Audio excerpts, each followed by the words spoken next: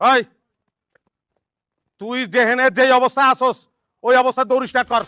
আমি আমলকি তলায় আছি, তুই আয় আমার লগে দেখা করবি। হ্যাঁ এখন আবি, দৌড় স্টার্ট কর জলদি, জরুরি কথা আছে। যদি মাইর খেতে না চাস তার চালিয়ে যায়। হ্যাঁ রাখলাম। মগো ঘরে তো খাওয়ান নাই, তুমি সব খাওয়ানো আমারে দিয়ে দিতেছ, কেন তুই খাইতে পারো না?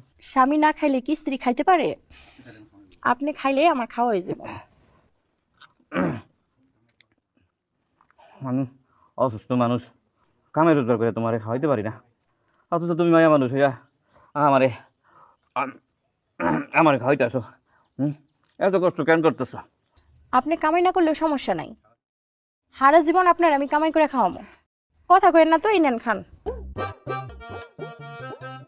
আমার দুইটা বউ, আমার টাকা পয়সার অভাব নাই, আমার খাওয়ান দিতেছে না। হামিদের একটা মানুষ, টাকা নাই পয়সা নাই, গরিব অসুখ কে রেহার বউ নিজে না খাইয়া মুখে খাওন তুলে দে। আল্লাহ আল্লাহ সুখটা দিলেন আল্লাহ।